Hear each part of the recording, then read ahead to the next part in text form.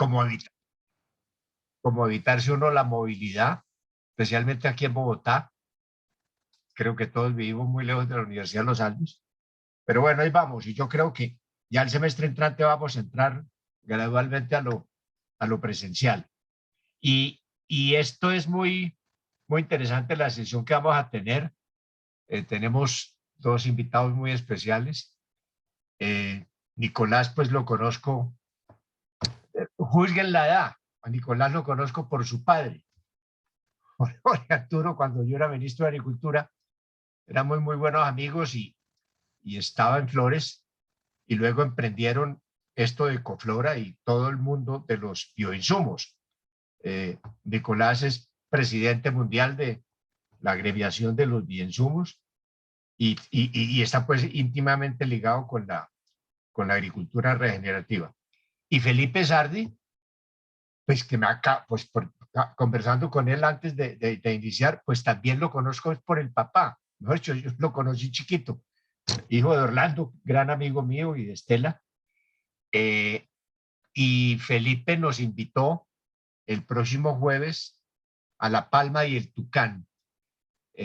Yo no conozco esa iniciativa, pero es una iniciativa que tiene que ver con el medio ambiente, con la sostenibilidad, con la agricultura regenerativa. Entonces, es muy apropiado esta reunión y esta charla que vamos a tener, escuchando a Nicolás, los comentarios de Felipe y los comentarios de nuestros estudiantes, que son muy pilos todos, son muy pilos porque aquí este es un grupo que se inició hace un poco más de 10 años, es una vocación de grado. Los estudiantes, en vez de hacer una tesis de grado cuando se van a terminando su carrera, pues entran y se inscriben en esta opción de grado. Nosotros pues entrevistamos y no solamente es por la preparación, todos son bien preparados, pero lo que falta más que preparación es pasión y vocación por este tema del agro sostenible, de este mundo nuevo, que no es tan nuevo, pero es un grupo muy chévere.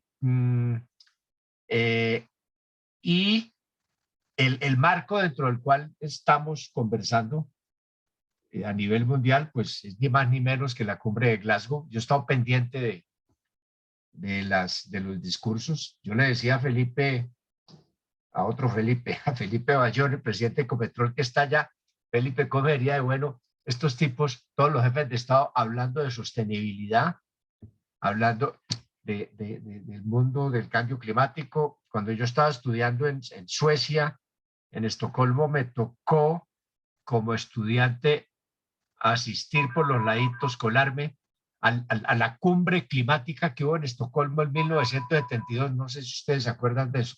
Fue la primera vez que yo escuché la palabra ecología.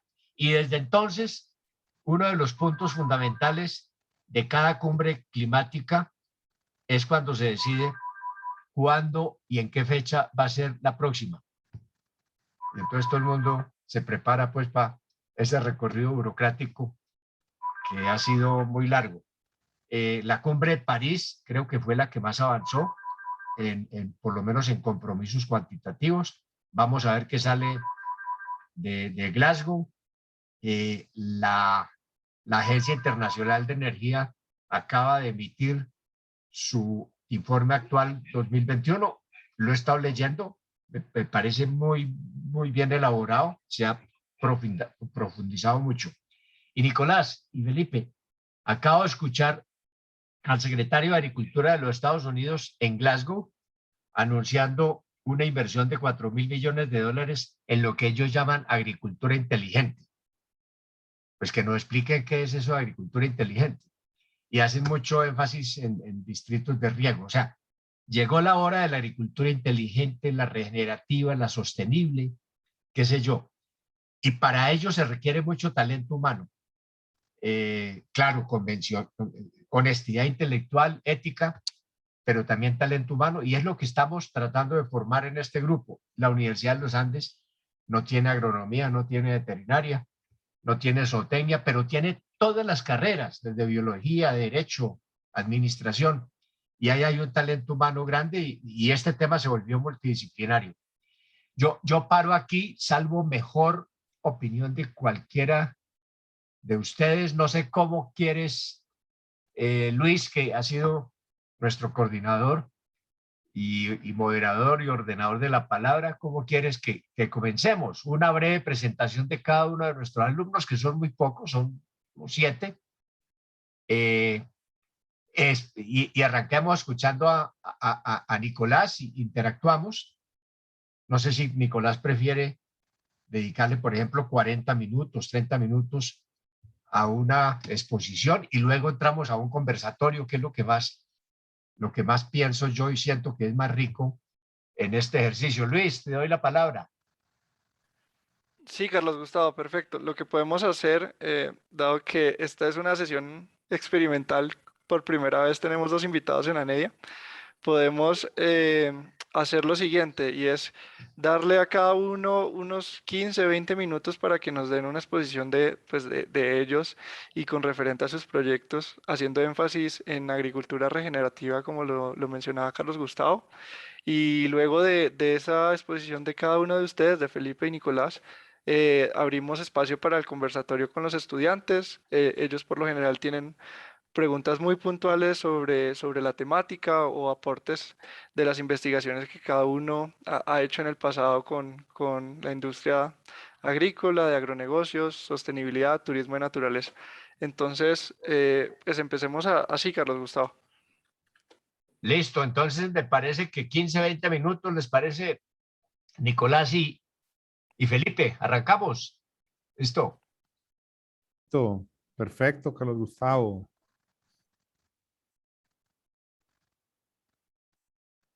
¿Quieres que comience yo entonces? Listo. Bueno, pues Llegue Felipe y hacemos como un conversatorio y Por supuesto, lo van a encantado. moderar. Lo van a moderar. Y Carlos Felipe también le queremos dar la palabra enseguida, después de ellos dos, y hacemos el conversatorio y arranquemos a ver cómo va a salir muy bien esto. Y estamos muy emocionados con la visita del jueves. Ojalá que no nos llueva. maravilloso. Pues yo tenía una pequeña presentación para compartirles mientras voy conversando un poquito como de guía. Si me permites compartir pantalla, por favor. Ah, Listo, Nicolás. habías Ya dicho estás que se iban a habilitado. presentar brevemente los estudiantes. Qué pena que yo salté como, no sé si... No, pues empecemos con Carlos Felipe, y luego Juan Diego y luego Diana.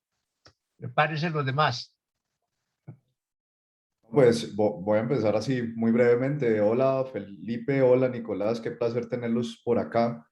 Como decía Carlos Gustavo, desde hace algún tiempo hemos estado colaborando con el grupo de agronegocios. Yo en particular con un interés muy interesado siempre en el agro por mi papá, por mis abuelos que han estado en el mundo del café también. eh, y muy emocionado también por la visita de este jueves. Eh, en este momento pues trabajé en la Universidad de los Andes en el área de innovación. Ahorita estoy enfocado en una empresa de salud de diseño biomédico que tengo con algunos socios. O sea, estoy en el mercado de la salud, pero no sin dejar de lado los negocios de la familia. Y bueno, muy expectante en conocer un poco todo el tema que ustedes manejan, no solamente de lo que ha manejado Nicolás en Ecoflora, sino Felipe en todo el tema de Biodiversal, que me ha parecido también una iniciativa muy interesante. Sigue Juan Diego. Hola a todos, mi nombre es Juan Diego Mesa, soy estudiante de Administración y Economía y pues mi interés por el mundo de los agronegocios nace en parte por mis papás, porque ambos estudiaron ingeniería agrónoma. De hecho, mi papá ahorita pues trabaja con bioinsumos de Italia, entonces también me interesa mucho el tema y pues nada, muy contento de poder estar aquí y poder escucharlos. Muchas gracias. Diana. Gracias, Juan Diego. Diana, adelante. Hola a todos. Yo me llamo Diana Barbosa, hago administración de empresas y literatura también en la universidad y desde el pasado me empecé a interesar por el agro, entonces ahorita estoy aprendiendo y también muy emocionada de estar aquí, de la visita al jueves.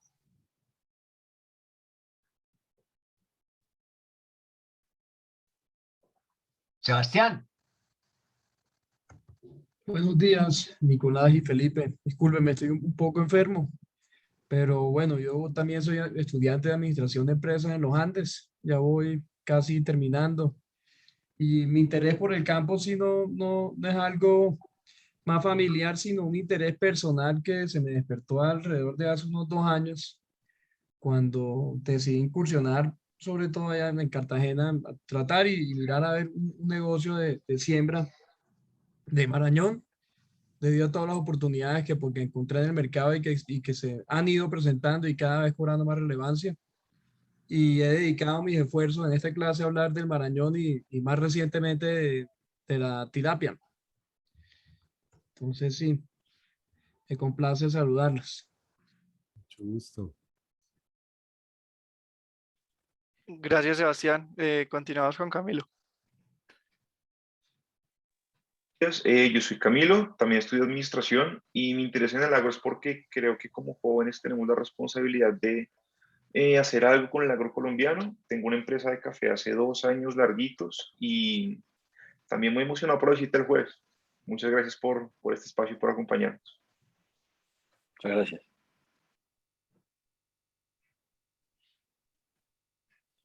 Nos falta Lina.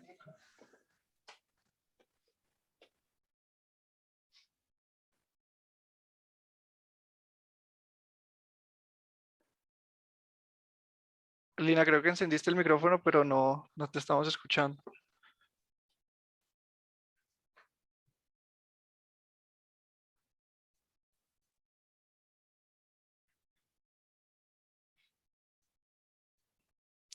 No, Lina, no te estamos escuchando. bueno, esperemos que Lina conecte después. Listo, entonces ahora sí, vamos con Nicolás. Entonces, yo ya creo que estás habilitado para compartir pantalla. Perfecto, Luis, te agradezco mucho. Bueno, de nuevo, pues muy buenos días para todos. Muy honrado y muy agradecido con Carlos Gustavo, con esta invitación tan especial. Yo me presento brevemente, también pues me considero prácticamente un uniandino, soy ingeniero civil y estudié mis primeros 5 semestres en la Universidad de los Andes. Y por distintas situaciones y coyunturas de la vida, terminé pues muy conectado con el mundo agrícola también, con todo lo relacionado con la innovación, la biodiversidad, el uso sostenible de la biodiversidad, y por ahí me fui enrutando poco a poco. Ya hace cerca de 22 años emprendimos con Ecoflora, y quiero contarles un poquito pues como ese testimonio de esa historia de emprendimiento, y también pues como desde una visión, una perspectiva más macro, marcándolo un poco en lo que comentaba Carlos Gustavo en un principio. ¿Y están viendo mi pantalla? Sí, Nicolás. Perfecto. Bueno, muy bien. Pues esta imagen, más que pretender traer pues un mensaje pesimista, es más como un llamado a la acción, hacia un cambio de rumbo, un cambio de dirección, porque definitivamente en la trayectoria en la que vamos, pues es clarísimo que no es la trayectoria correcta. Pues con el consumo que tenemos de recursos naturales, la humanidad está demandando 1.7 planetas Tierra, sobrepasando pues de lejos la posibilidad que tiene la Tierra de regenerarse.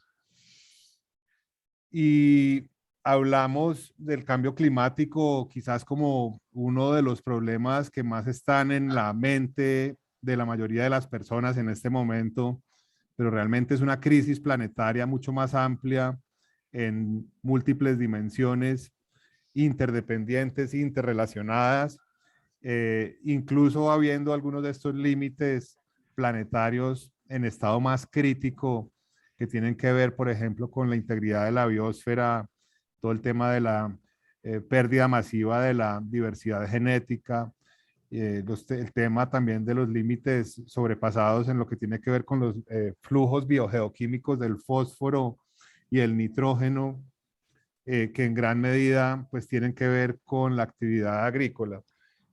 Y la agricultura, pues según Bruce M. Campbell, es el mayor contribuyente del sobregiro en estos límites planetarios, que son pues los responsables que tengamos una biosfera apta y segura para que la vida prospere, apta y segura para la vida en todas sus expresiones y para la humanidad, por supuesto. Y sin pretender satanizar a la agricultura moderna, pues es claro que la agricultura actual está en crisis y la agricultura utiliza más del 70% del agua fresca disponible sobre la tierra, es responsable del 60% de la pérdida de la diversidad biológica, del 30% de las emisiones de gases de efecto invernadero, y ha sido una agricultura que pues ha sido fundamental para abastecer la demanda creciente de alimentos, pero que claramente con la mal llamada Revolución Verde ha habido unos desbalances muy grandes y unas consecuencias enormes sobre la salud de la tierra, la salud de las personas. Y ahí voy aterrizando un poco a lo que pues ha hecho Ecoflora en su negocio original durante cerca de 20 años, que es la búsqueda de bioinsumos agrícolas para reducir esa altísima dependencia en los insumos de síntesis química y de una agricultura pues altamente químico y petróleo dependiente. Al año 2020 en el mundo todavía el mercado mundial de protección de cultivos en un 95% estaba dominada por insumos de síntesis química y solamente el 5% eran insumos biobasados o basados en recursos biológicos, en microorganismos, en hongos, en bacterias, en extractos de plantas, en todo lo que la naturaleza tiene para ofrecernos de soluciones para producir alimentos de una manera más saludable y más sostenible.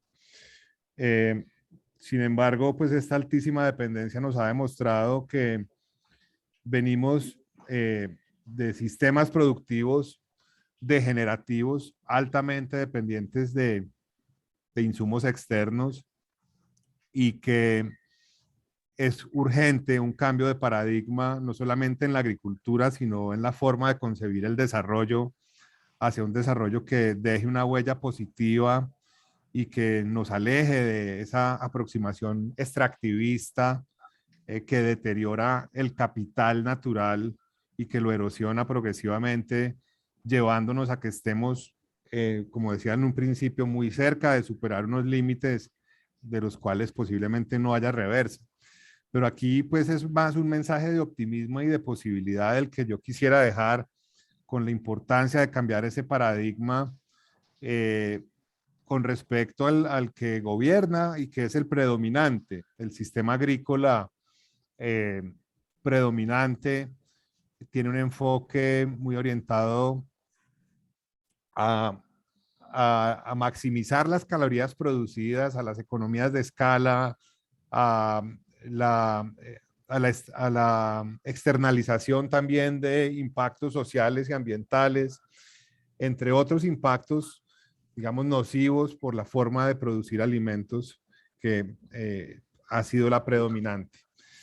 Si miramos Colombia, no se aleja mucho de este panorama. Podría uno decir que el 98-99% de la agricultura hecha en Colombia a hoy está muy bajo el paradigma de la agricultura de monocultivo y de esta forma de producir, y que aún las prácticas regenerativas son muy incipientes. Esta palabra pues regenerativa, digamos que ha tomado mucho auge más recientemente con la pandemia, pero no tiene, pues tiene décadas realmente de existir. Sin embargo, como solución basada en la naturaleza, viene cobrando cada vez más importancia, demostrando que a partir de lo que es evidentemente un problema, si se hace de otra manera, se puede convertir en una gran solución eh, cambiando la forma de entenderla y de hacerla, más inspirándose en todas esas maravillas que nos ofrece la naturaleza, en posibilidades de productos mucho más diversificados, diversificando las fuentes de proteína, diversificando los productos cultivados en lo que antes era un monocultivo, más en formas de policultivos, de sistemas agroforestales, de sistemas silvopastoriles diversificados, formas de producir que entienden el suelo como un recurso vital para la salud también del planeta y del equilibrio en lo que tiene que ver también con el mismo cambio climático, y que si se maneja de una manera diferente, la misma agricultura y la misma ganadería puede ser una solución basada en la naturaleza muy eficaz para contrarrestar precisamente ese cambio climático. Y entender también que pues el enfoque más que en producir calorías debe estar enfocado en producir dietas sanas, saludables, en maximizar la nutrición, en posibilitar la salud pública, con un enfoque también mucho más preventivo que curativo. Entonces, claramente ha habido una desconexión durante décadas entre la naturaleza y la productividad, y entre el monocultivo y estas nuevas formas, o no tan ni tan nuevas, porque en gran medida también reconocen eh, en tecnologías ancestrales formas de producir alimentos mucho más, no solamente sostenibles, sino regenerativas. Y llevando esto a un contexto más global, con implicaciones para el mismo Colombia también, pues la Unión Europea tiene unas metas muy agresivas, con estrategias que son políticas públicas, el Pacto Verde y de la granja a la mesa, como estrategias que se articulan, una más en el ámbito agrícola, otra más en el tema de biodiversidad, pero que claramente están muy integradas, pues tienen unas metas súper ambiciosas en la reducción de pesticidas, de antimicrobianos, en incrementar las áreas de producción orgánica, y de alguna manera eso fue lo que se anticipó Ecoflora en el año 98. Nosotros, pues como decía Carlos Gustavo, también por una tradición familiar, estuvimos en el negocio agrícola durante muchos años, particularmente en el mundo de las flores de exportación, y en un momento dado, en un fenómeno del Niño en el año 98, los plaguicidas químicos dejaron de funcionar, y nosotros nos creíamos pues muy ecológicos, y era como bastante incoherente utilizar esa cantidad de plaguicidas químicos que estábamos utilizando en ese momento para poder salvar nuestras cosechas, y era realmente algo que no nos dejaba dormir tranquilos. Y por distintas situaciones y circunstancias de la vida empezamos a buscar en las plantas, en los conocimientos etnobotánicos ancestrales de alguna manera, y probamos nuevas alternativas, y así nació Ecoflora, cuyo propósito se convirtió en proteger los cultivos y eh, la vida en todas sus expresiones, de los agricultores, de los consumidores, de los trabajadores del campo, de los polinizadores, de los organismos benéficos, en este caso, pues a través de extractos de plantas que desarrollamos en formas de insecticidas, repelentes, fungicidas, todos de base bio, y que en última se convierten en una herramienta para acelerar esa transición hacia la agricultura regenerativa, ya digamos con una mirada un poco más holística y más quizás romántica, después de haber vendido la empresa, a pesar de que no era lo que estábamos buscando en el año 2019, después de 20 años de estar en el mercado, pues surgió una oportunidad de un accionista, un inversionista que había entrado en el 2011 a la sociedad, pues que era quizás un mejor dueño para globalizar e internacionalizar pues las tecnologías que habíamos desarrollado. Se dio esta oportunidad, y pues ya la marca Ecoflora, que pertenece a la multinacional Gabon Company, está presente en 3 continentes y en un número pues bastante interesante de países, llevando tecnologías desarrolladas en Colombia a, a hoy a cerca de 20 países, y con un número que sigue creciendo. Con tecnología que fue desarrollada en Colombia a partir de recursos de la biodiversidad colombiana.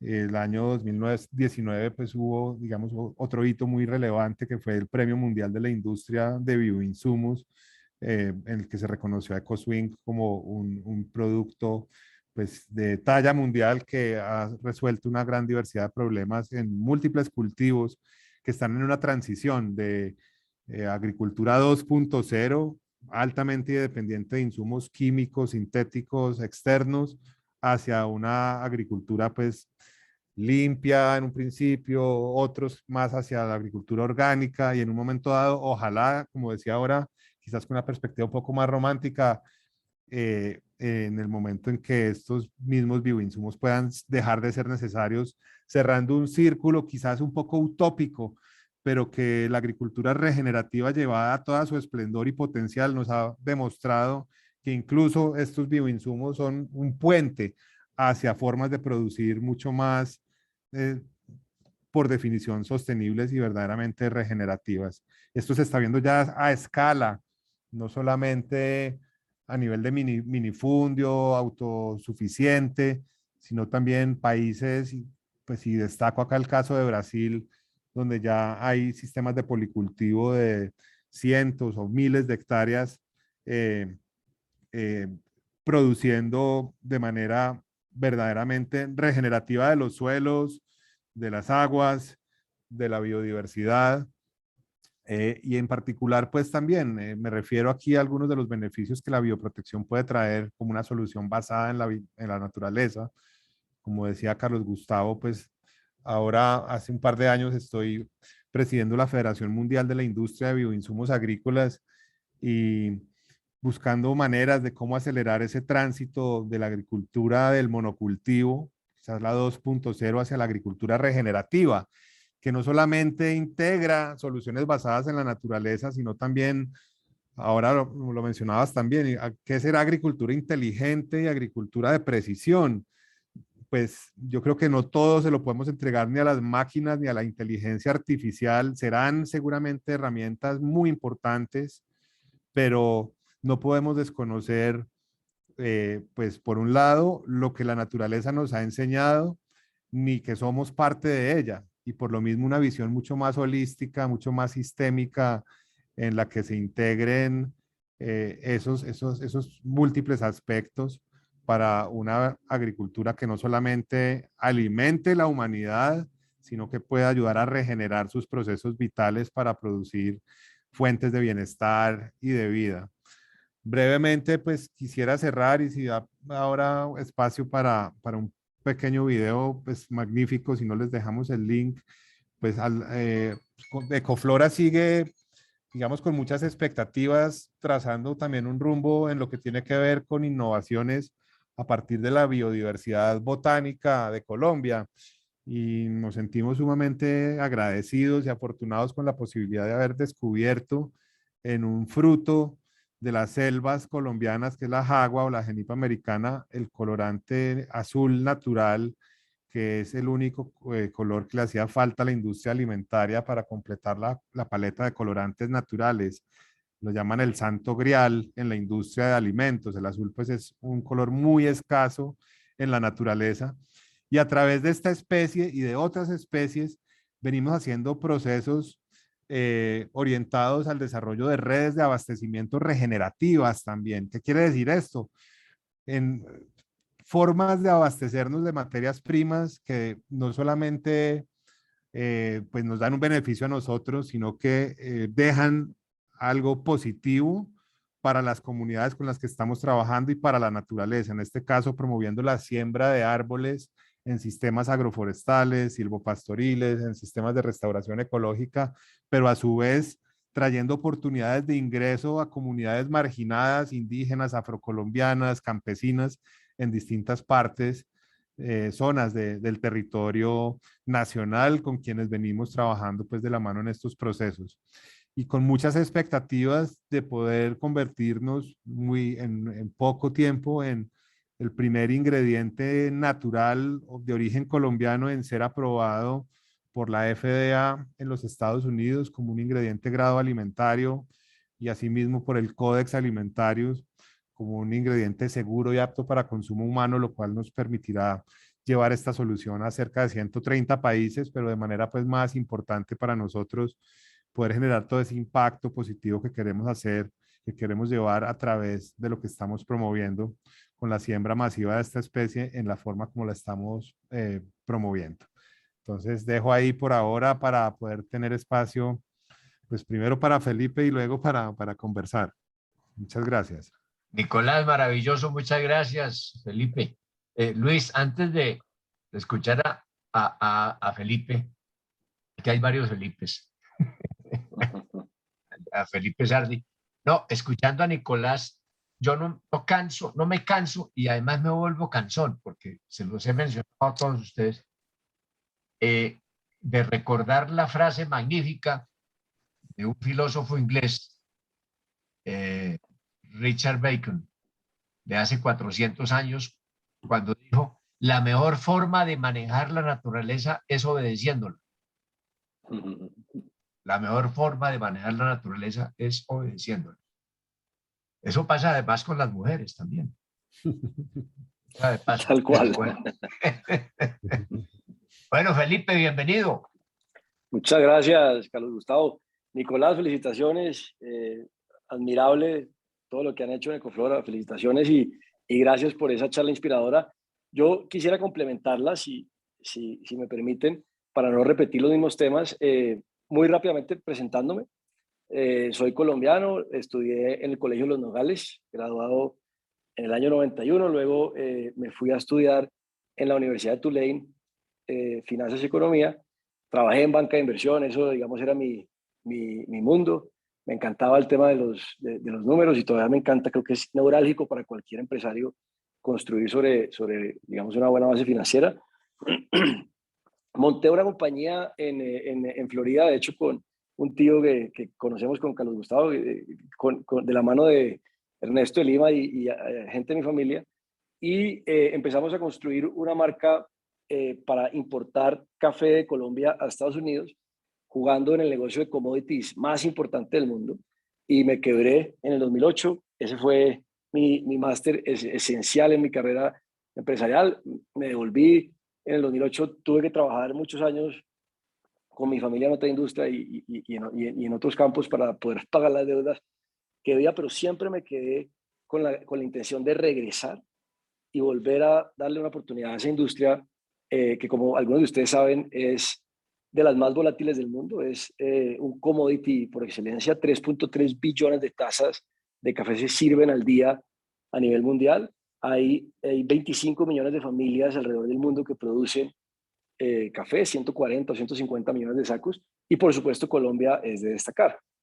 Entonces aquí todo esto generaba, digamos, me planteaba, digamos, una pregunta, y es, ¿cómo vamos a poder generar valor, ¿sí?, en la industria más comoditizada del mundo, en un país donde hay 550,000 competidores, tratando, por supuesto, de adherirme a mis principios digamos, de respeto por los demás y por la agricultura? Yo creo que hoy no se puede separar el respeto del medio ambiente por el respeto de la vida. Lo social ya no se puede separar de lo ecológico. Entonces, empezamos un proceso de innovación y de prueba de error, y rápidamente, para terminar, tuve la oportunidad de estudiar en la Universidad de Melbourne, en Australia, el principio del máster de agricultura sostenible, y luego hacer unos cursos de permacultura. No sé si han escuchado la ciencia de la permacultura en Malasia, y me interné en un bosque que se llama Chalin, cerca de Kuala Lumpur. Y simplemente para complementar a Nicolás y tratar de responder la pregunta del doctor Carlos Gustavo, aprendí de la universidad que hay 3 paradigmas principales en la agricultura.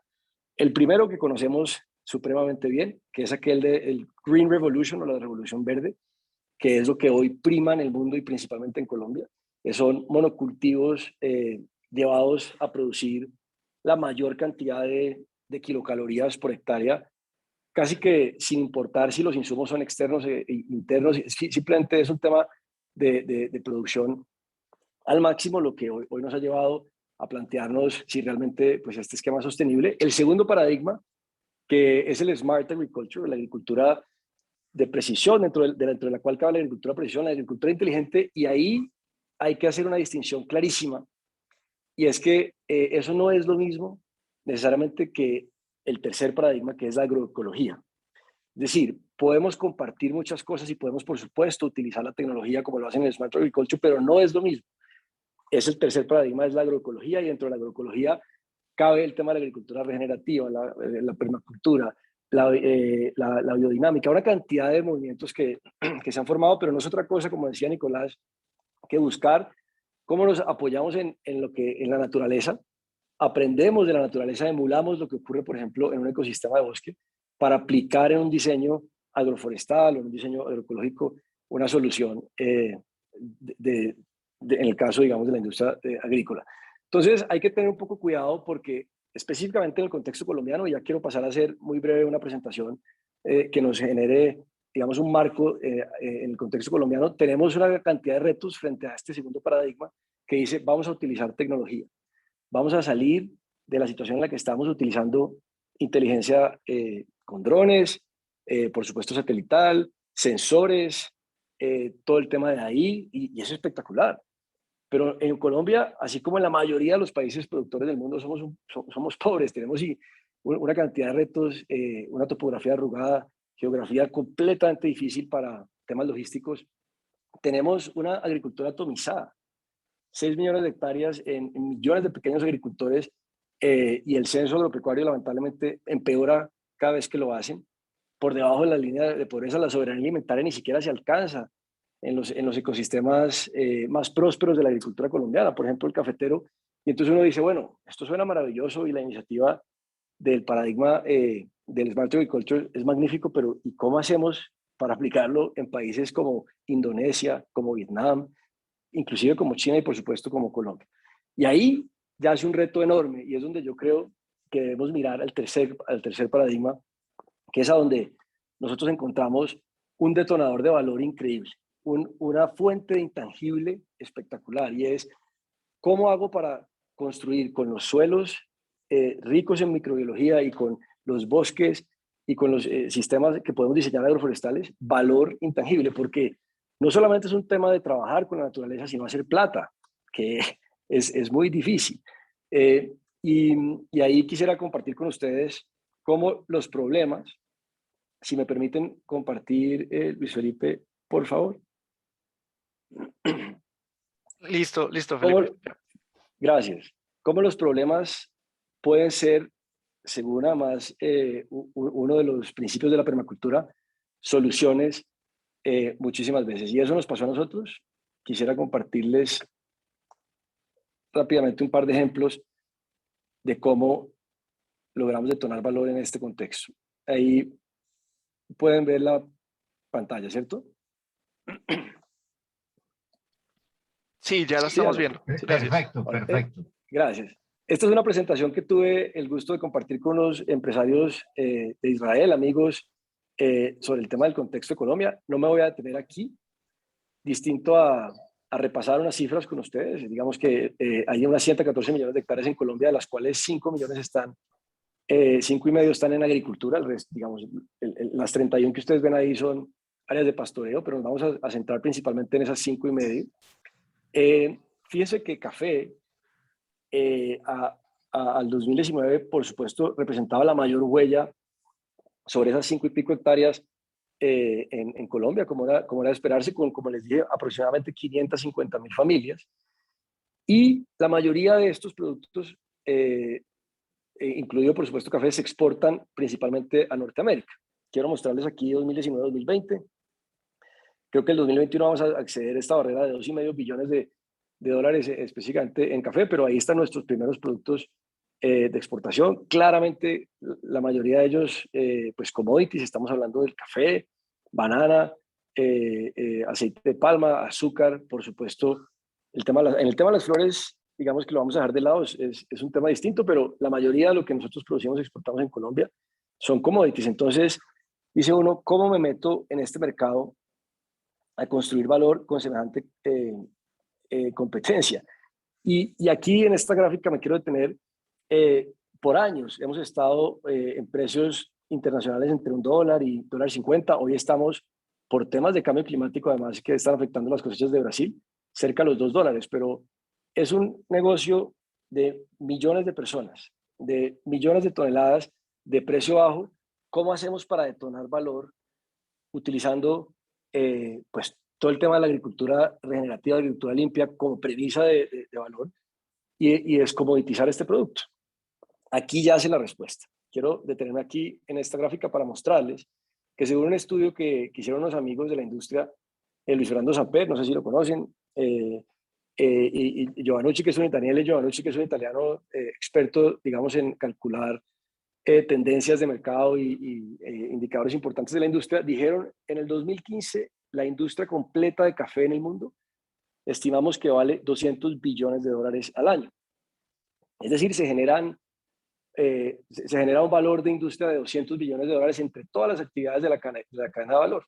No obstante, vale la pena resaltar que esos 200 billones, solamente el 9.6%, es decir, $19 billones se quedan en las 25 millones de familias y todos sus intermediarios que exportan el 74% de lo que producen en origen.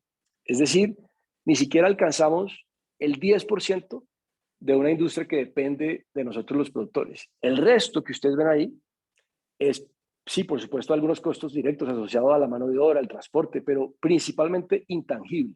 Es cuento, es experiencia. Son historias contadas por los diferentes actores de la cadena de valor que se están quedando con el 90% en este caso del commodity del café. Y en dónde está, digamos, atrapado gran parte de este valor. Quiero mostrarles esta gráfica donde ustedes ven aquí que el país exportador que, digamos, vende el commodity, que es la gráfica de la izquierda, y el color verde clarito, logra en ese momento $1.45 por un café, digamos, commodity, y el país importador le añade pues $1 adicional, principalmente por servicios que presta en esa cadena. Si el país exportador logra diferenciar de pronto con calidad o con alguna certificación orgánica, Rainforest, algún cuento, ese producto ya tienes una prima adicional y puedes vender a $2.89, y fíjate que el país importador se apalanca en esa historia, en esa experiencia, y que puede, repito, ser principalmente calidad y vender café a $5.61. Pero donde está atrapada la mayor cantidad del valor es en la transparencia, en la relación, en la capacidad de mostrar lo que sucede detrás de lo que hacemos. Y fíjense la cantidad de valor que hay atrapado es solamente en el tema relacional en la industria del café. Y ahí, a pesar de que no, como país exportador no logramos la mayor cantidad del valor, sí casi que lo multiplicamos por 4, y los países importadores logran obtener pues una gran diferencia en el precio que venden. Quiero mostrarles para qué nos sirvió esto en un ejemplo de las empresas que nosotros construimos. Y antes de hacerlo, simplemente decirles que el precio de libra de café verde más caro del mundo hoy está por encima de los $4.000 la libra. Quiero repetir esa cifra. El precio más alto pagado por libra de café verde hoy en el mundo está por encima de $4.000 la libra. Y no es una libra, se han vendido cientos de libras en subastas recientes de mis amigos panameños. Nosotros en el grupo tenemos el récord histórico de precios de café verde por encima de 300, que ustedes ven que es muy por debajo de lo que alcanzan los panameños, pero son 300 veces el precio del mismo commodity que venden 550,000 familias en Colombia, y se ha logrado eso a través de comunicar lo que estamos haciendo, cómo lo estamos haciendo y construir ese intangible. Y quiero darles 2 ejemplos concretos. En este caso, yo sé que con el grupo y con Carlos Gustavo van a visitar el jueves La Palma de Tucán, creo que es un ejemplo de cómo trabajando en asocio con 100 pequeñas familias y mostrando lo que hacemos en procesos de fermentación y en agroecología, pues se puede alcanzar un valor especial. Pero hoy me voy a centrar en este caso, en la Sierra Nevada de Santa Marta. Nosotros estamos trabajando con 68 pequeñas familias a quienes les hacemos asesoría técnica de siembra con biofertilizantes. Sí, hacemos un proyecto digamos, agroforestal, de diseño agroforestal para sus fincas, y los acompañamos en el proceso de producción de la cereza, especializándonos cada uno en la cadena de valor. Ellos sacan la mejor calidad posible de café cereza, y nosotros compramos el café cereza y lo llevamos atrás del aeropuerto de Santa Marta y secamos sin agua. Absolutamente nada de agua.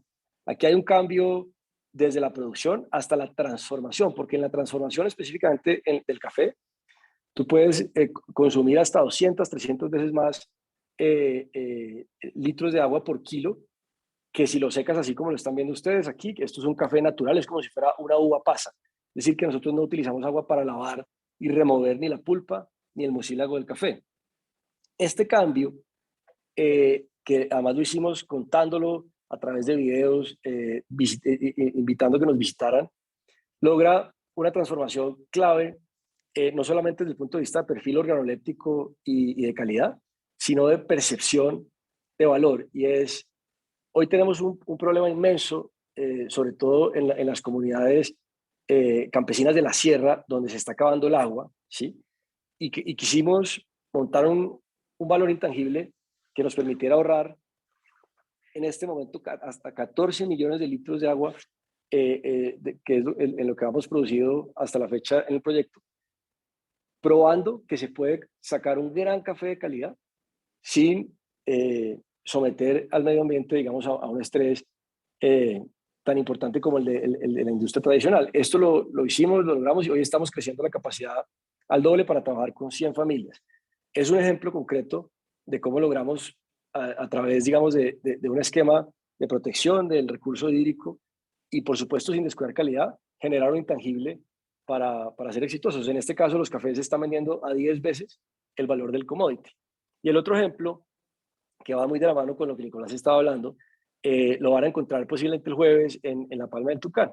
En la Palma del Tucán, que es un proyecto en el que también trabajamos con casi 100 familias cafeteras de la zona, dijimos, ¿cómo hacemos para incorporar la microbiología de los bosques y el medio ambiente en los procesos de fermentación y generar un valor intangible importante?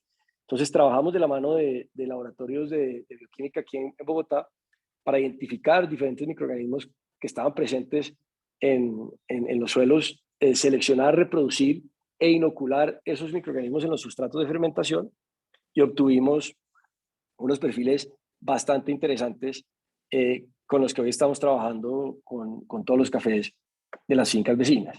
Entonces, son dos ejemplos concretos de cómo trabajamos, digamos, con los servicios que los ecosistemas nos brindan, con la naturaleza para generar un intangible y pues negocios sostenibles en la industria más competida y más comoditizada del mundo. Y yo hasta ahí paro. Luis, muchas gracias. Muchísimas gracias, Felipe. A Nicolás también por la exposición. Yo creo que todos quedamos gratamente sorprendidos y maravillados con los temas y sus proyectos, que sin duda alguna marcan un cambio de paradigma con respecto a la agricultura. Yo creo que si bien las cifras del agro actualmente en términos ambientales son terroríficas y lo llevan a uno a replantearse cómo el agro es de los mayores, eh, digamos, determinantes del cambio climático con el uso del agua dulce, con el impacto del carbono, etcétera. Pero si lo pensamos, también el agro se convierte en una de las mayores actividades que puede cambiar la situación climática y ambiental del planeta, como un gran fijador de carbono, y también anclado a otros objetivos de desarrollo sostenible como de trabajo digno, de superación de la pobreza y la superación del hambre.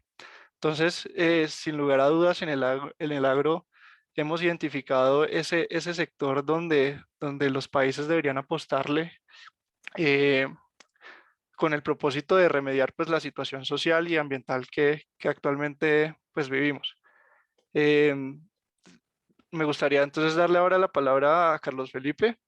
Seguramente tiene comentarios al respecto y de ahí continuamos con los comentarios de los otros estudiantes para seguir con el conversatorio.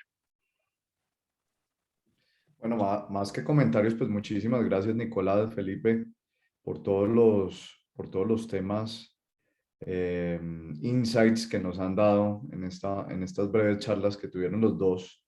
Yo creo que es muy interesante todo el proceso de cómo capturar valor para quienes realmente están produciendo en la agricultura, no solamente en el café, sino para cualquier producto. Muy parecido al café pasa también con el cacao, con todos los conflictos que pueden haber en Costa de Marfil, por ejemplo. y otros productos más como la producción de frutas, etcétera. Sin embargo, creo firmemente que si yo le distribuyo valor a quien lo produce y esa persona tiene, por así decirlo, un precio justo, entendido el precio justo como aquel precio que le permite invertir, crecer, invertir en la educación de su familia, en las siguientes generaciones y aprender a ser sostenible, por así decirlo, termina siendo una perfecta inversión no solamente para las familias agricultoras o caficultoras, sino para el planeta. Y ahí es donde viene pues toda esta tremenda discusión de cómo hacer o cómo reimaginarnos los modelos de impacto social en la agricultura que distribuyan un mejor valor a diferencia de los actores tradicionales. Y por el otro lado, por el lado de los bioinsumos, pues termina siendo muy interesante cómo uno a la final termina involucrando, bueno, en ambos casos, pero termina involucrando ciencia en los análisis y que la ciencia se vea cada vez más en el día a día de quien produce, pero también de quien consume, ¿no? De quien está consumiendo de una forma responsable y que ve que usaron un pesticida que no dañaba el planeta, un control de hongos que no contaminaba pues la hortaliza, la fruta, etcétera, etcétera, y que usted está comiendo y está teniendo una mejor nutrición. Y eso por el lado del consumidor. Yo diría que más bien una pregunta para Nicolás y otra para Felipe, pero voy a empezar para Nicolás. Es, y hablando de tendencias, es ¿cómo ves en los próximos años que en esta cumbre que hay ahorita en Glasgow se pueda ver que hayan gobiernos que le empiecen a meter mandatos sobre el uso de los bioinsumos? Y esa sería como mi primera pregunta para Nicolás, o sea, ¿cuál es la tendencia? O sea, ¿cómo va a ser para que ese mapa que nos mostraste pues esté en todo el mundo y no solamente en algunas regiones del mundo? Y para Felipe, ¿cómo replicar ese modelo en otros productos, ese modelo que nos expuso en otros productos agrícolas? ¿Qué ha pensado? ¿Hacia dónde crecer? Esas serían mis dos preguntas para cada uno.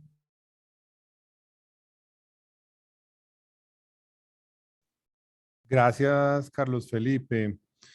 Pues, a ver, uno de los grandes retos que tiene la industria de bioinsumos para poder crecer más rápidamente y acelerar pues, la adopción de estas soluciones tiene que ver con los vacíos regulatorios que existen internacionalmente.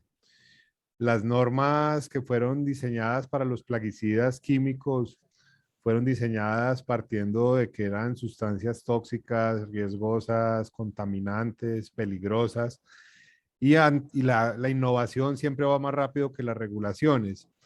Paradójicamente, regiones como Europa, que es el continente donde más restricciones ha habido para los plaguicidas químicos de síntesis, en términos del número de moléculas que prohíben prácticamente todos los días, los agricultores europeos están desesperados, quedándose sin alternativas. Y decía, paradójicamente, es también la región del mundo donde es más complejo, más difícil registrar una alternativa biobasada. Puede tomar 4 o 5 años o más y costar varios millones de dólares el registro de un bioinsumo.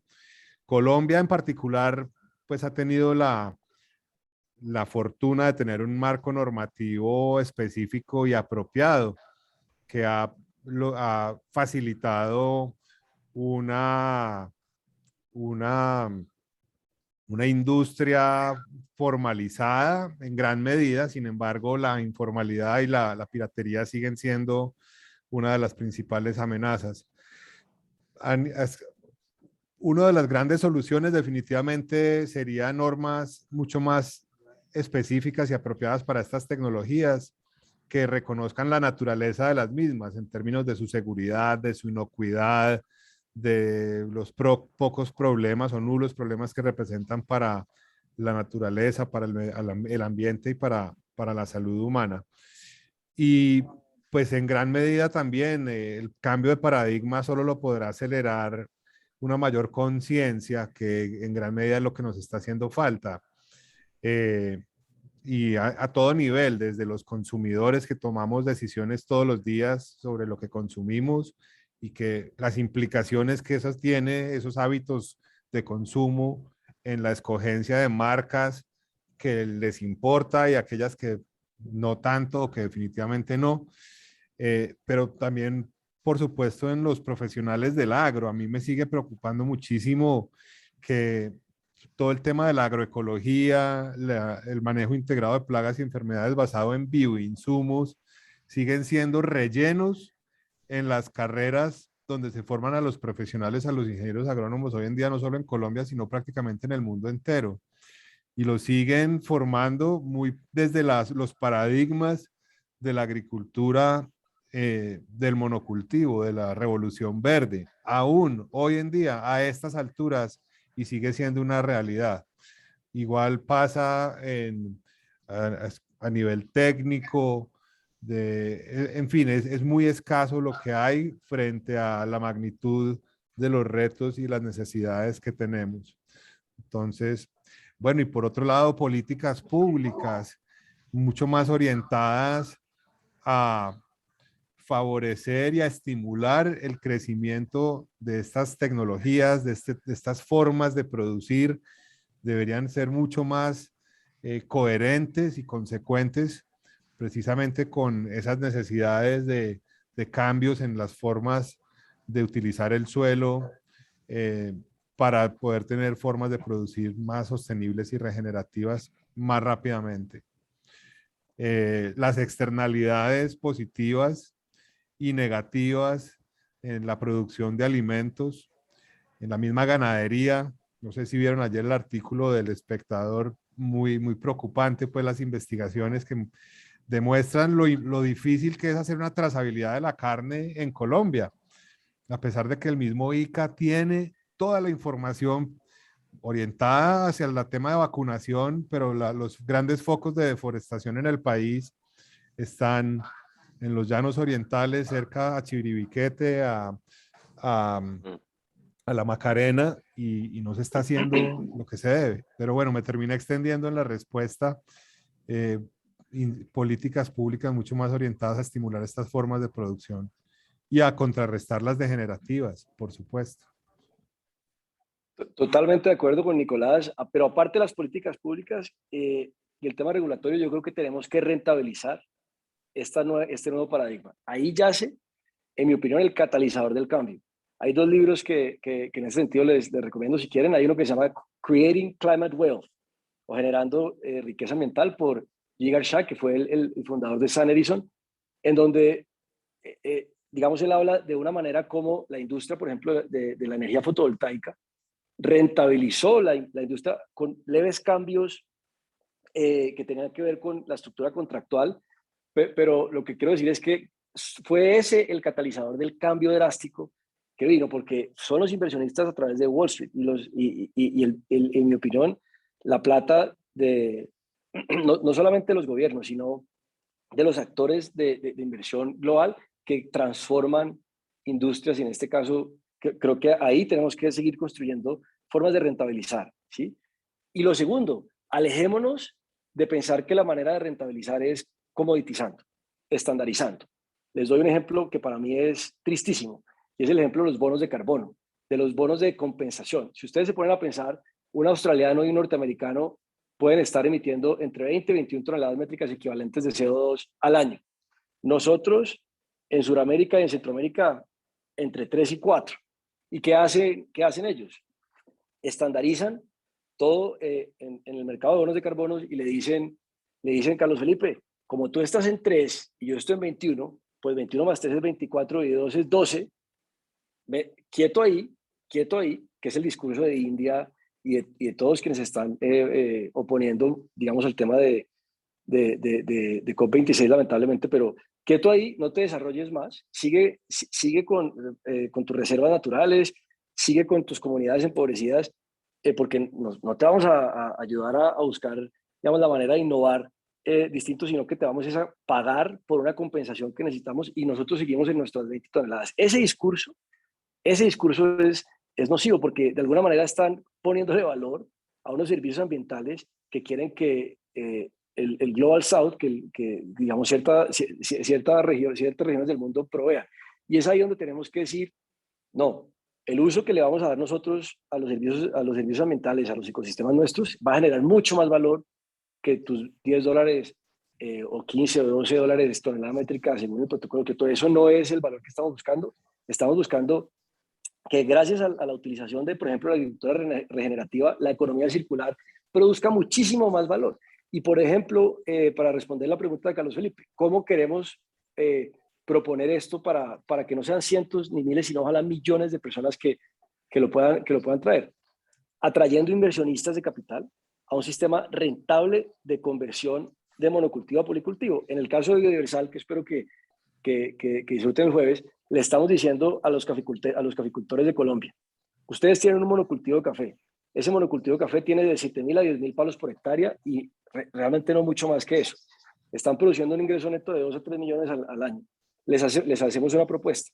Les vamos a financiar en especie la inclusión de 24 especies asociadas a ese monocultivo, lo que implica obviamente quitar café. Eso ya es, digamos, bastante raro. Los vamos a acompañar en la asesoría técnica para producir otros elementos que generen, digamos, una economía circular, y vamos a empezar a ver que se va a generar mucho valor para el inversionista que creyó en ustedes y los financió en especie, para la asistencia técnica, digamos, que tiene que pagar todos sus servicios, para el agricultor y, por supuesto, para toda la comunidad.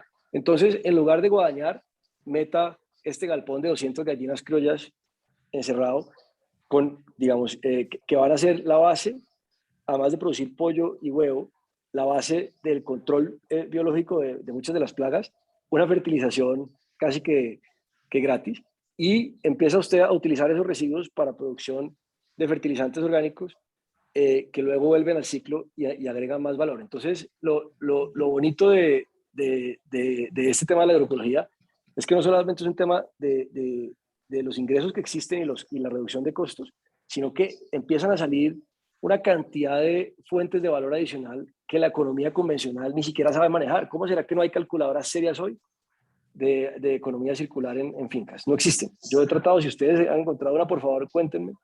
Y es ahí donde yace la magia de generación de mucho valor. Y si somos capaces de rentabilizar esa figura, el billete viene y ya es un tema de que nos acompaña la regulación. Esa es mi hipótesis. Antes de escuchar a Sebastián, Luis, que está pidiendo la palabra, me parece excelente este conversatorio. Estamos grabándolo, espero, para que extraigamos las mejores enseñanzas del tema. Yo tengo una esperanza, yo añado muy brevemente una esperanza con cierto tinte de optimismo, que es la iniciativa europea que está comandando la señora Ursula von der Leyen, que es la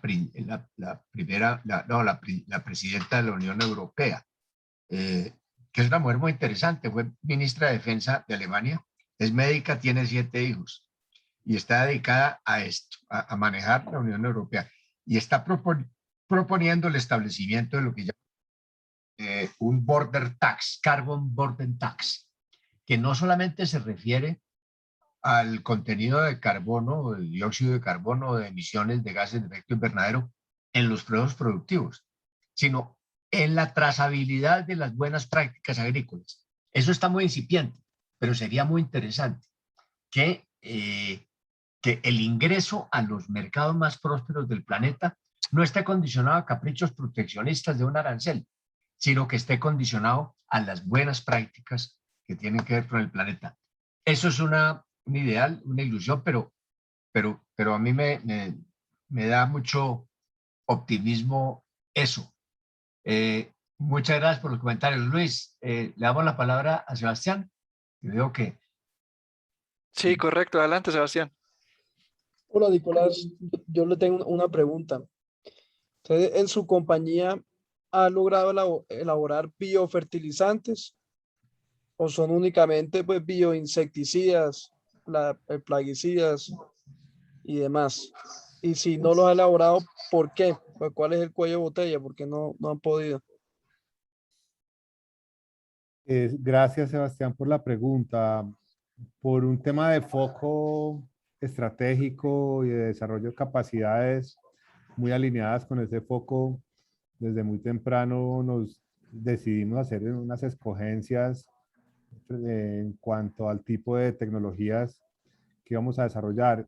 Y por un lado nos enfocamos en los extractos de plantas, a pesar de que hay múltiples fuentes que sirven para propósitos afines en estas formas pues, de controlar plagas y enfermedades y también de llevar otras soluciones a los cultivos como en temas de nutrición y de bioestimulantes, que es una tercera gran categoría que viene pues surgiendo con más auge más recientemente. Entonces, particularmente nosotros estamos y siempre estuvimos muy enfocados en el mundo de los extractos de plantas y en la bioprotección o biocontrol de plagas, enfermedades y otros problemas fitosanitarios.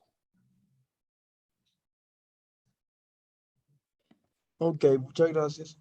Son tecnologías distintas y digamos, fue una escogencia de zapatero a tus zapatos y donde desarrollar como unas capacidades propias, diferenciadas, a pesar de que las oportunidades son enormes, pues en el ámbito de los bacterias, hongos, virus benéficos, algas, microalgas, nemátodos, entomonemátodos, insectos benéficos, controladores, polinizadores, y toda esa gama de productos se vienen desarrollando con tecnologías de punta que ha permitido, no a través de manipulación o modificaciones genéticas, pero sí de tecnologías que han permitido el escalamiento y llevar estas soluciones pues, a los agricultores a unas escalas bastante relevantes a nivel internacional, por parte de otros jugadores en la industria.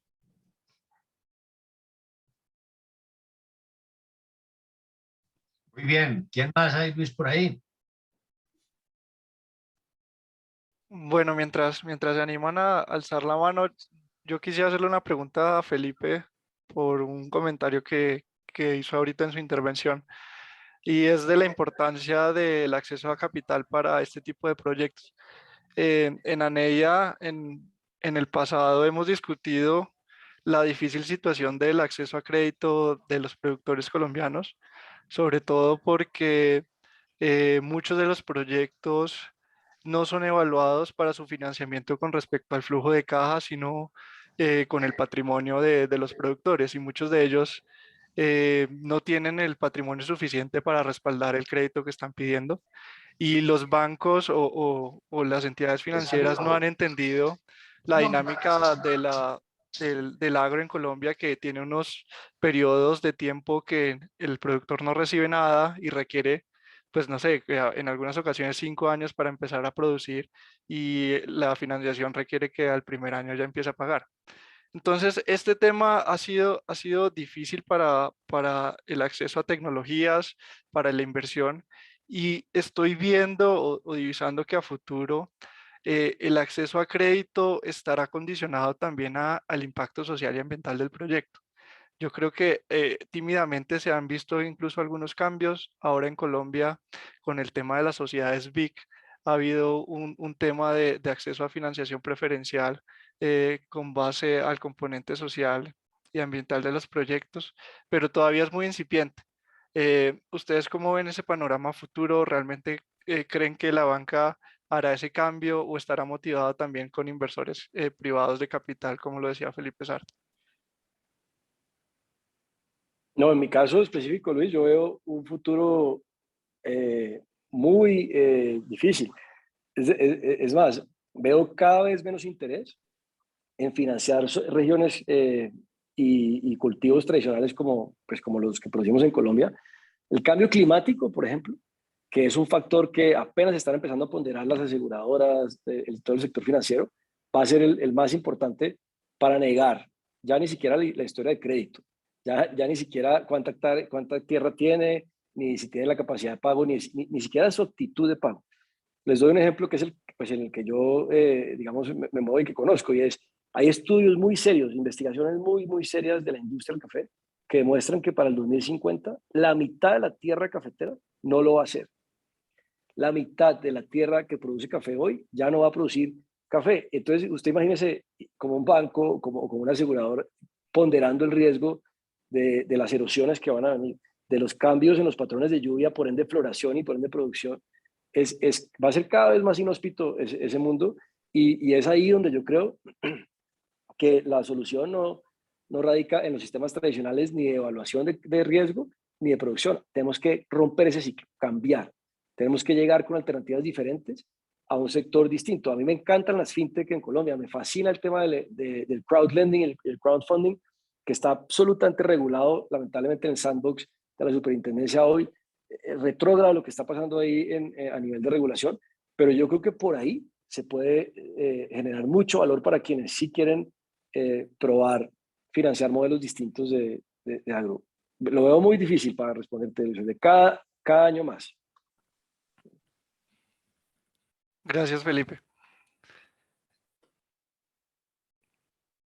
Bueno, no veo ninguna otra mano levantada.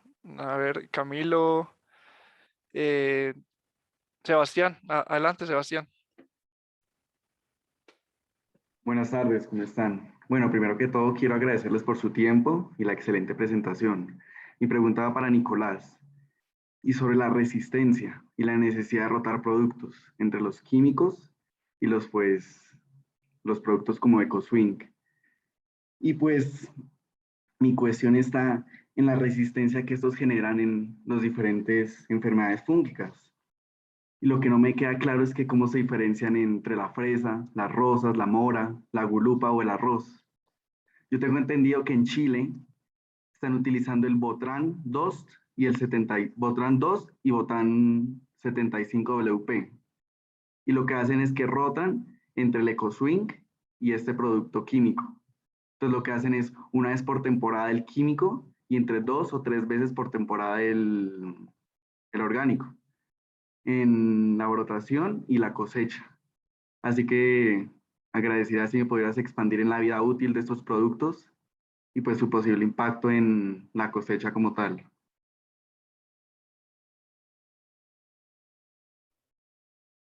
Gracias, Sebastián, por tu pregunta. Y pues es una pregunta que con todo gusto, con más amplitud, te puedo pasar los datos y completarla porque es de bastante profundidad técnica.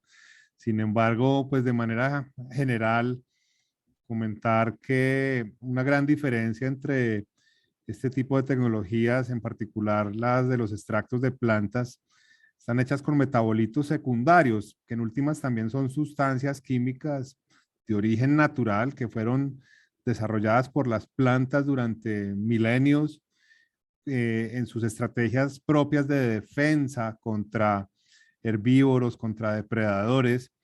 Y de hecho, los extractos de plantas fueron la primera herramienta que utilizó la humanidad para combatir las plagas en la agricultura. Con la llegada de la Revolución Verde hacia los años 40, 50 del siglo pasado, estas prácticas ancestrales de combatir plagas fueron olvidadas y relegadas durante mucho tiempo. Pero gran parte del beneficio de haberlas rescatado y de ponerle ciencia, tecnología, innovación es precisamente poder entender los modos, los mecanismos de acción, sus potencialidades y sus limitaciones. No, yo creo que no existe la mano de Dios en términos de un producto milagroso que esté en capacidad de hacer todo. Sin embargo, pues todo esto implica una mirada mucho más holística, mucho más sistémica y entender que hay que alejarse de ese paradigma bajo el cual para cada problema hay una solución. Y es parte de esa transición hacia una nueva forma de hacer agricultura. En el caso particular del ejemplo que daba, seguramente tiene que ver con productores de vid en Chile, donde las áreas orgánicas de vid vienen creciendo, pero el Pareto o más del 90% de las áreas de Chile todavía siguen siendo en vid, en uva convencional.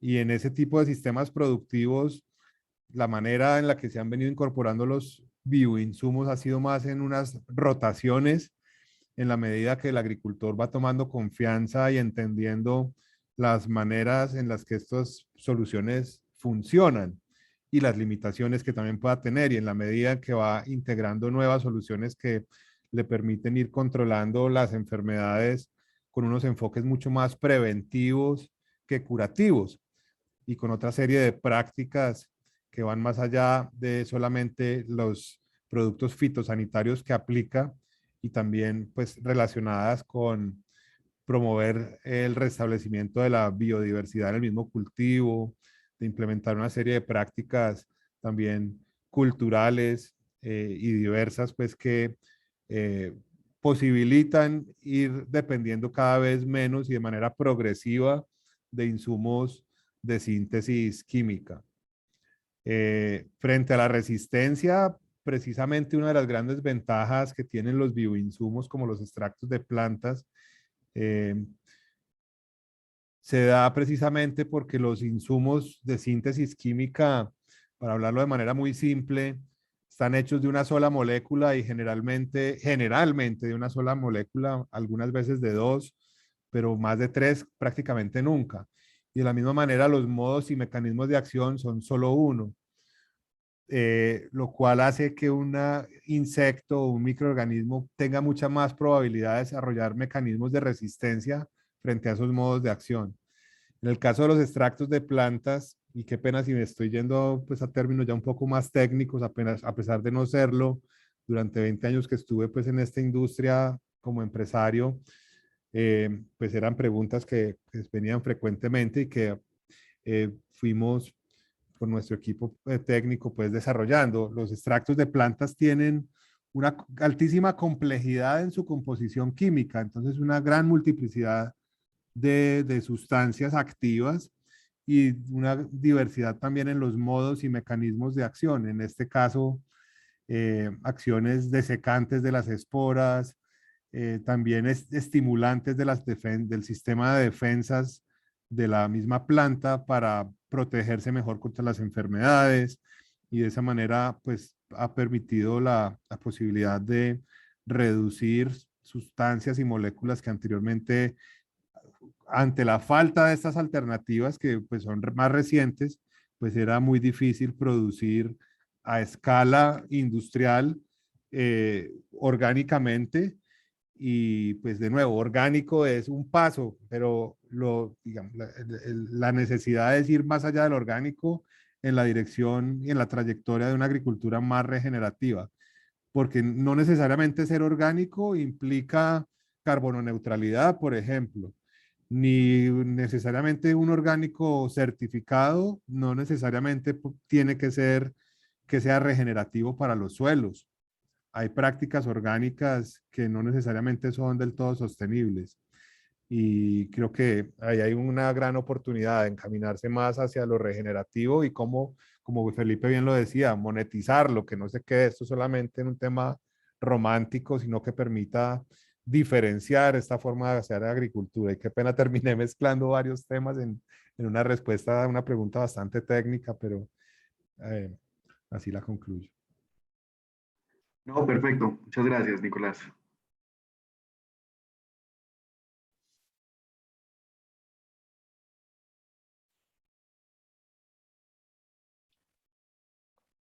Gracias, Nicolás. Y nada, viendo que ya, no sé si queda alguna otra participación, si alguien más se anima, o ya viendo que nos acercamos a las 2:30.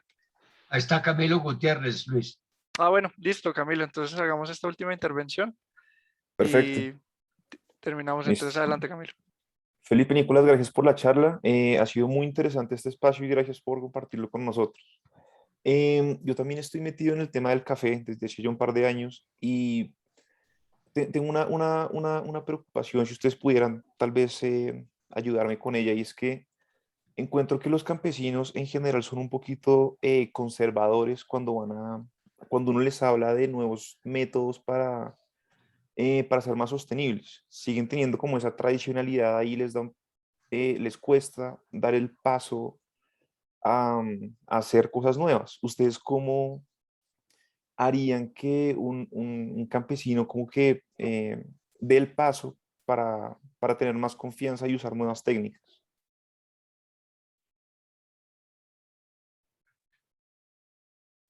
Nicolás, adelante, por favor. Dale, Felipe, vos que sos cafetero, yo te complemento. No, pues yo les voy a contar una anécdota rápida para responderle a Camilo. De hecho, en noviembre cumplimos 10 años con mi esposa de haber fundado este primer proyecto que se llama La Palma del Tucán, que hoy trabaja con 100 familias cafeteras y que lamentablemente no puede trabajar con más por temas de capacidad instalada, no por interés, porque hay una lista de personas que quisieran trabajar con nosotros y nosotros con ellos, tanto de clientes, más de 200 clientes y cientos de cafeteros en la zona. Pero eso no fue siempre así. Hace 10 años llegamos a la zona, Camilo, con el escepticismo que caracteriza y con toda la razón al campesinado colombiano, porque tienes que tener en cuenta que los políticos les prometen una cosa. La federación, los gremios, las instituciones, la cooperativa, la asociación, le prometen y la verdad es que históricamente pocos les cumplen.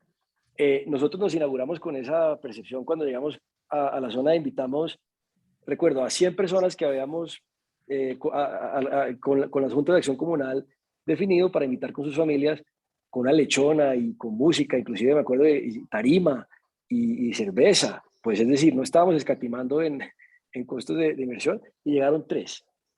Y esto fue con boletines y hasta megáfono en el carrito de bienvenidos a la primera socialización, 3. Esos 3 son hoy lo que digamos, los denominamos con el eje central de todo el programa. Fueron nuestros embajadores, los abanderados digamos, que nos permitieron generar ese vínculo de confianza.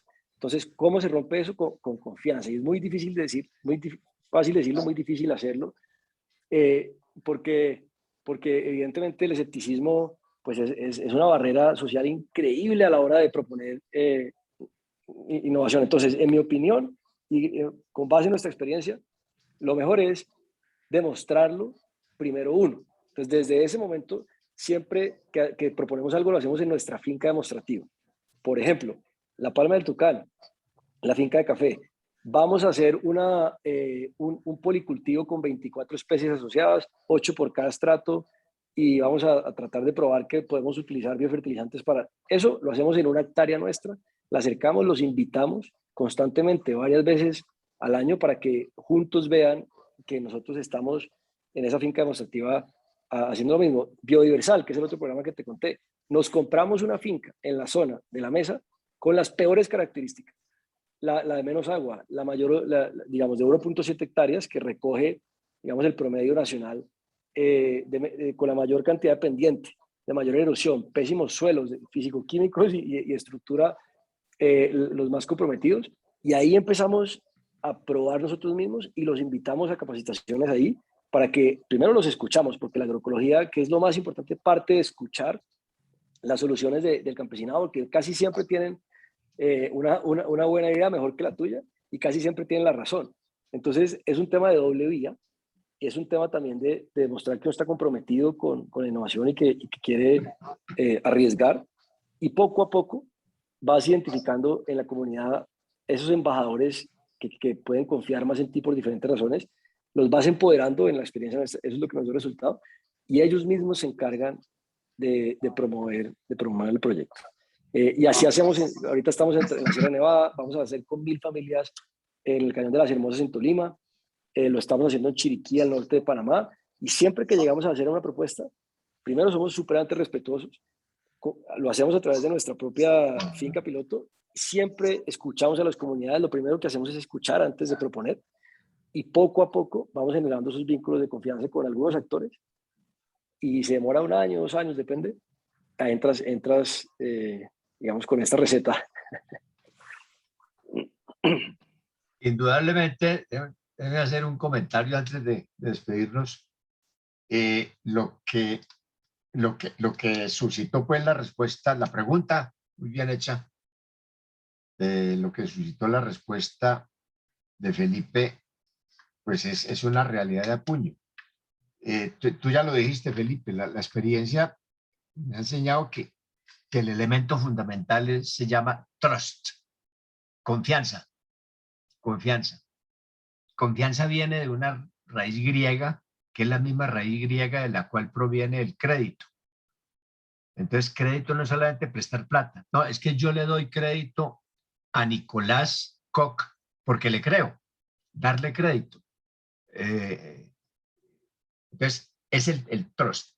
Segundo, ciertamente uno de los obstáculos más difíciles para el desarrollo colombiano es la falta de confianza.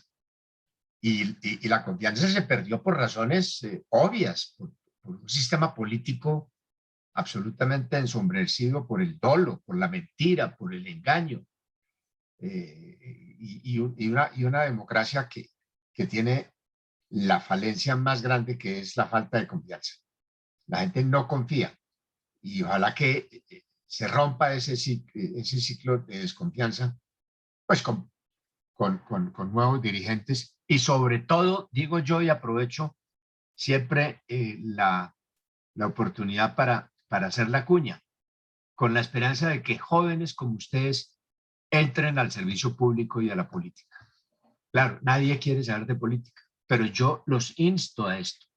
Lo que hemos escuchado de Nicolás y lo que hemos escuchado de Felipe, pues nos muestra que ellos también están haciendo política. Esa es la forma nueva de hacer política. Pensar en la humanidad, pensar en el altruismo, pensar en el bien común, pero ganando plata, o si no, no es sostenible. Bien lo decía Felipe, esto tiene que dar billete. La sostenibilidad cuesta y hay que financiarla. Y lo otro es el efecto demostrativo. Hay muchas experiencias en el mundo. Lo más cercano a nosotros tal vez ha sido Chile, cuando la transformación de Chile, de su aparato agroindustrial, muy movido por la Fundación Chile. Nosotros lo intentamos aquí, lo hemos intentado y seguimos luchando en eso con la Corporación Colombia Internacional. Crear efectos demostrativos y mostrárselos al campesino, al agricultor, al vecino. Ese es el síndrome de Santo Tomás. Santo Tomás dijo, yo no creo pues en que Cristo haya resucitado, lléveme a verle la llaga hasta que yo no toqué, no creí. Y eso es así. Me alegra que vayas al páramo de las Herbosas. Ese es un territorio fundamental, estratégico por todos los lados.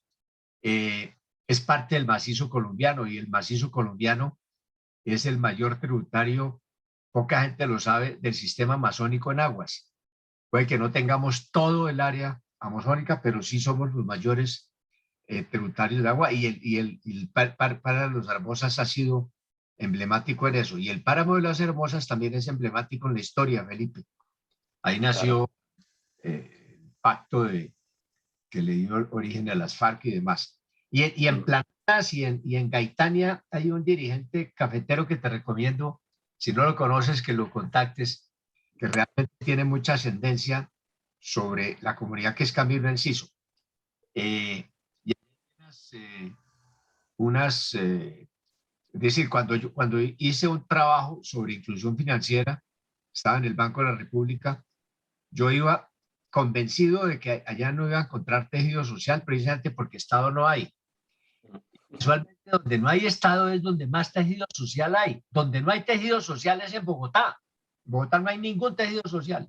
Pero cuando comunidades alrededor de las juntas de acción comunal se desarrollan, fue muy bonito haber conocido la experiencia de Planadas, de Gaitania, de Ataco, de Río Blanco.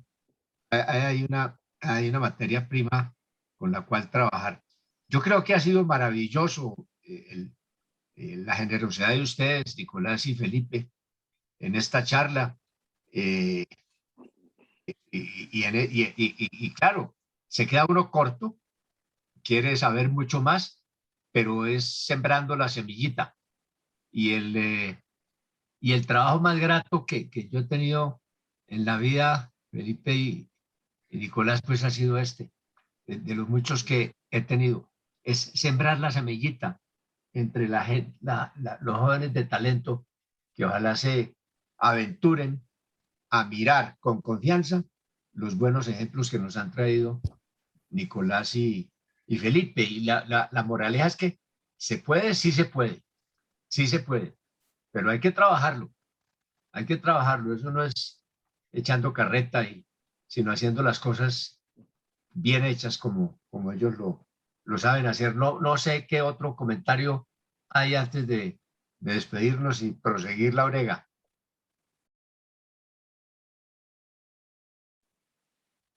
Listo, Carlos Gustavo, para despedirnos, agradecerle nuevamente a Felipe y a Nicolás. Creo que todos quedamos gratamente agradecidos por este conversatorio. Siempre se aprende en ANEDIA. Este es un espacio en el que se construye conocimiento todas las sesiones. Y bueno, agradecidos por el tiempo de ustedes. Muchísimas gracias. Bueno, nos vemos Muchas gracias. entonces. Muchas gracias, Nicolás, y nos vemos, Felipe, el jueves. Si Dios quiere, sí. Y Carlos Gustavo, mil gracias. Aprovecho para invitar a Nicolás por si quiere pegarse a un almuerzo allá en la Palma del Tucán. Estamos a 2 horitas de Bogotá. Será un Hombre, yo placer estoy por recibirlo. Medellín, desafortunadamente, pero ojalá en la próxima. Me quedo con las Claro que sí. ganas. Claro que Muchas sí. gracias.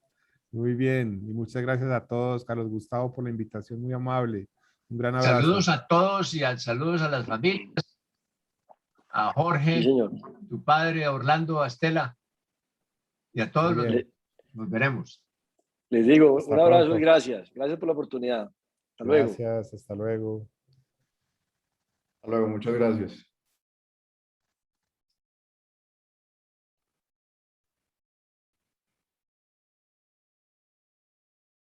Felipe, una pregunta. Sí, ya, regálame